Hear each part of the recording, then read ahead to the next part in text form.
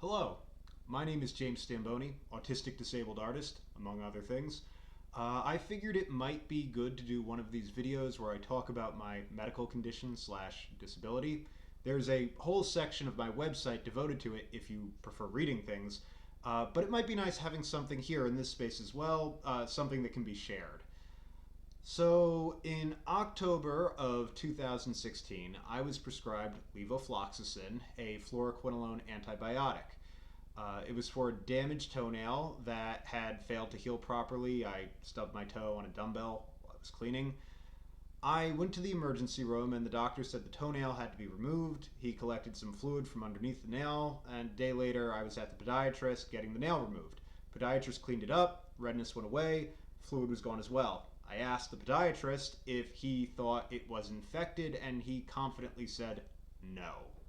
I actually saw a third doctor after this. I forget for what, probably related, but he also agreed that if the toe had been infected, it was no longer. So that first ER doctor gets the test results back on the fluid sample. He says there's bacteria in it and he wants me to take this antibiotic to kill the bacteria. I look up the antibiotic he's prescribing and I see that it has some weird horror stories tied to it, as well as an online community whose problems tend to revolve around connective tissue damage. I pick up the prescription, and there on the warning sheet, it has a section devoted to potentially permanent tendinosis, tendinitis, tendinopathy, so on and so forth. I call back the ER doctor and I say, look, I've got two other doctors here telling me this thing isn't infected, and I'm reading the insert, and there are some serious side effects here it's describing. At this point, the doctor starts yelling at me over the phone, making threats, claiming that if this infection gets into my bones, I could have blood poisoning and stuff like that. He says that these side effects never actually happen. Intimidated by the doctor's manner and authority, I took one dose of the drug. Afterwards, I talked to my friend, who is a paramedic. He looks at the insert, and he shakes his head, and he says, James, you should not be taking this. Luckily, I take his advice, because if I had kept taking it, I would not be alive right now. When I went to work the following Monday, my knees and other joints felt unusually weak. I didn't put too much thought into it and continued working until after lunch, when I attempted to reascend the stairs to the second floor where I taught.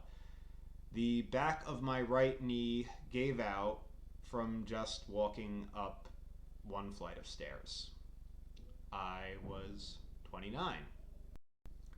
I hobbled through the rest of my day, drove to Modell's, and purchased the strongest knee braces I could find. I've been wearing those knee braces ever since. At this point, I can't walk 400 feet on pavement without my knees starting to give out, unless I have the braces securely fastened. During the initial phase of my illness, I assumed the problem was ultimately a musculoskeletal one, that I could return to a normal life if I could get my knees to stabilize. This was incorrect. There's an online community of people who have been damaged by this drug, and many people were warning that it's no longer safe to take NSAIDs after having a reaction to fluoroquinolones. When drugs are contraindicated, that means that they have an interaction where taking them together could exacerbate their side effects. Now, with fluoroquinolones, somehow this volatile reaction between them and the contraindicated drugs is possible even when you're taking the contraindicated drugs months or even years after you stop taking the fluoroquinolone. For this reason, I was generally careful to avoid any pharmaceutical that was contraindicated with the drug.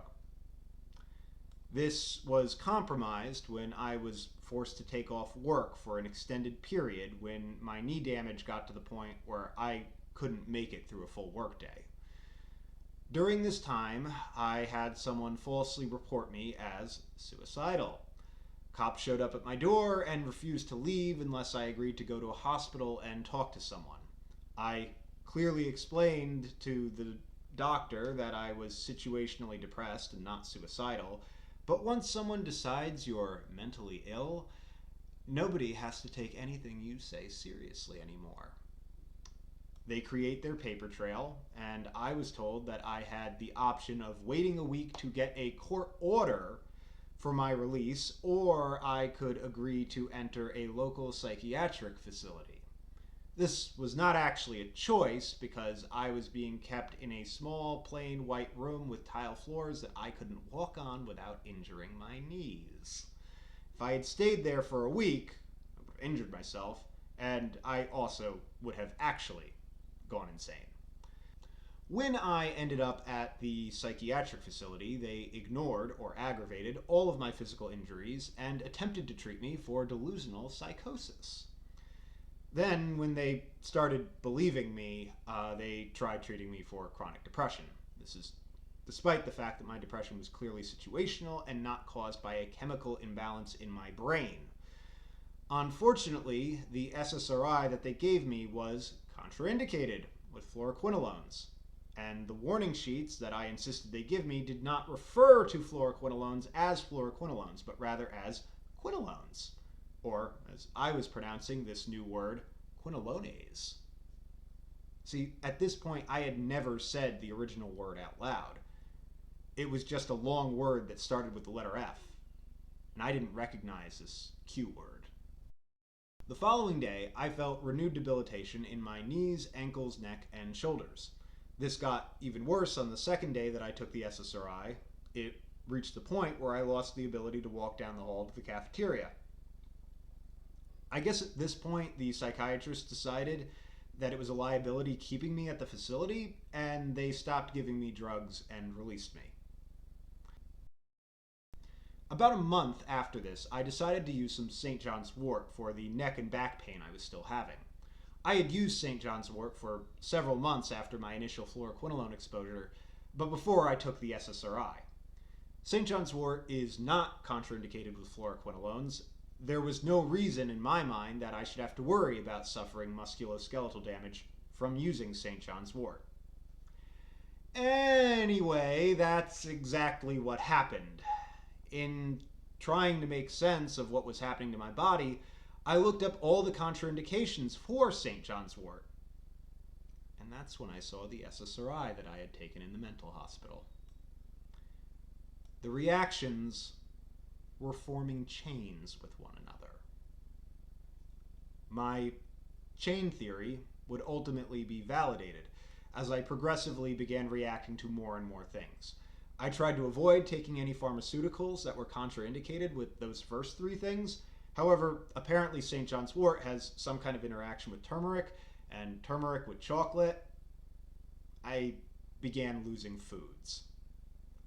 It was when I began reacting to secondhand cigarette and marijuana smoke that I was forced to leave the teaching profession.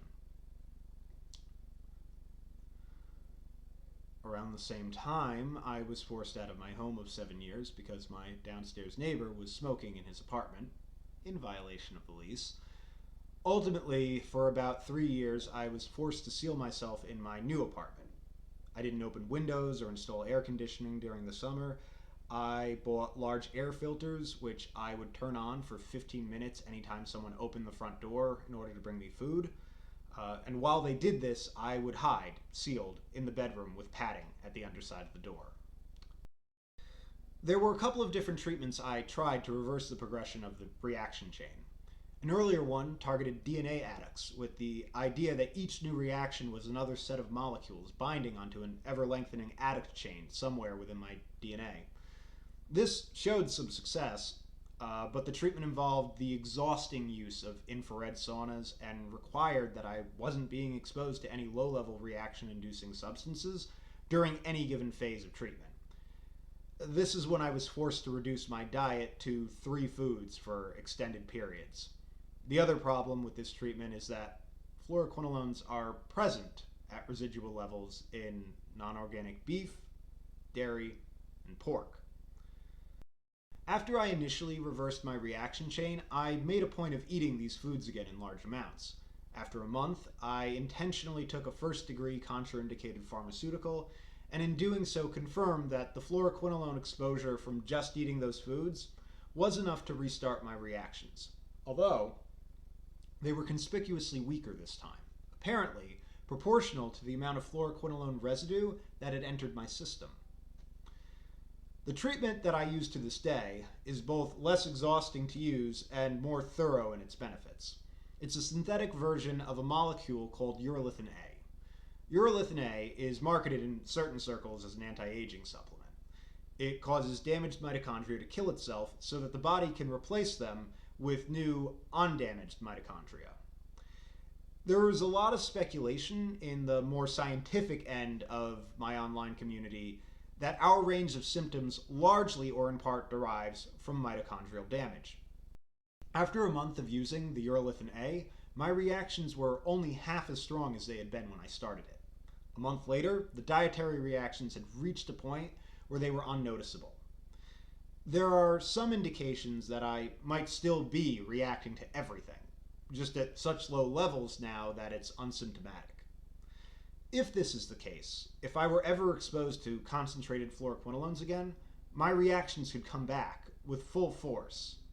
There would be no food I could eat, no air I could breathe, and in all likelihood, I would be dead within a few weeks. Hypothetically, it is also possible that this treatment removed all the damage, and if I were exposed a second time, it would just be like starting the whole process over, with the difference being that I now know how to remove these effects. There is no way to test this without risking the first option, which, would involve the strong likelihood of my death. This is why I do not pursue this line of inquiry, and why I do not shake hands in public. There are topical versions of this drug. It's why I don't directly handle subway poles or doorknobs. It's why I don't sit in taxi cabs or Ubers. It's why I carry a portable tripod stool with me everywhere I go, because I don't sit on park benches. Over 99% of the people who take this pharmaceutical do not appear to have these adverse reactions. However, for the less than 1% that do have a reaction, the medical industry has no acknowledged course of treatment. There is a large online community of people who are desperately trying to fix themselves, but while some of them are scientifically minded about it, many of them have become conspiracy theorists. Obviously, I am not a doctor, but if you are prescribed a fluoroquinolone antibiotic, I would suggest pressing your doctor to see if they could prescribe anything else. Other drugs might have a worse safety profile with more common serious side effects, but it is likely that the medical industry has a way of treating or containing those side effects. Whereas with fluoroquinolones, you would be on your own. For all the women out there, I will make mention that a large number of the people in the online community were prescribed this drug for UTIs. This is despite the fact that the FDA recommends against using fluoroquinolones for uncomplicated UTIs. If people have questions, I'm more than happy to answer them. I may do more videos in the future where I talk about the political implications of chronic illness, both in terms of negligence and blind spots in the medical industry, as well as conspiratorial anti-science attitudes within the chronic illness community. Thank you, and Godspeed.